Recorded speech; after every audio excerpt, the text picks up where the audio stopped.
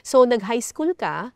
Yun, nag-high school po ako, may kamag-anak po kami. Kasi elementary po ako, iyak na po ako ng iyak kasi nag-graduate na ako elementary. Hindi ko na alam kung saan ako pupunta. Bakit Kasi, ka umiiyak? kasi wala pong kasiguraduhan kung makakapag-aral po ako eh. Bakit? Kasi ang high school po sa amin nasa bayan. So malayo po, mga 4 kilometers to 5 kilometers po ang layo. So, nung gumraduate ka ng grade 6, nag-honor ka ba? Opo.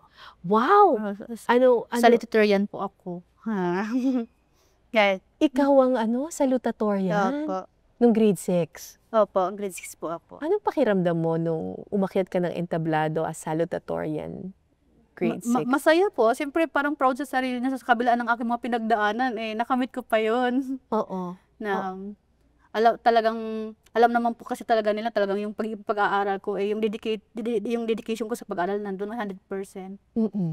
Pero sabi mo, umiyak ka rin nung gumraduate ka. Opo, ayun nga po. Kasi nung una po, walang kasiguraduhan kung makakapag-aral pa ako ng high school. Kasi? Yung school po sa amin sa bayan, yung high school po nasa bayan. So, medyo challenging na po. Yung sa family ko, challenging kasi wala pa akong wheelchair.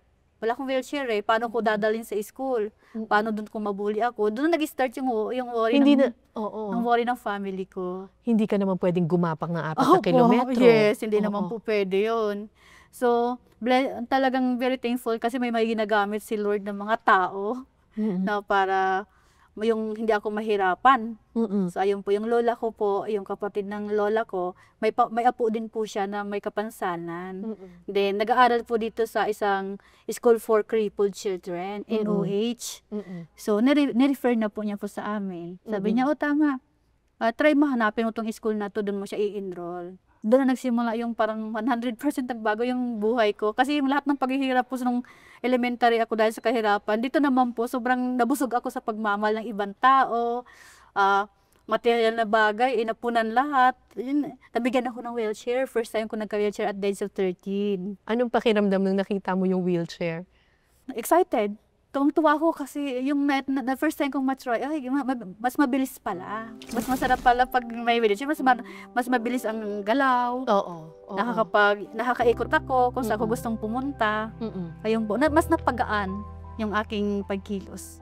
So, natapos ka ng high school? Yung high school po ako naman, nakakuan po ako, nabigyan po ako ng scholarship sa US. Wow! As an exchange student po. Anong ginawa mo doon? Youth exchange student po kami doon. So, parang pinag-promote namin yung kultura natin sa kanila. Oo. And then, at the same time, pagbalik po namin dito, pinag-promote din namin yung kultura ng US dito sa mga... Gaano ka katagal sa US? 1 year po, 1 full scholarship. 1 year full scholarship. Tapos pag uwi mo dito, nag-college ka na? Hindi pa po tinawag. Kasi ano po kami noon 3rd year. So, nag 1 year pa po kami sa school. Okay. Tapos, nag-college ka? Opo, nag-college na po.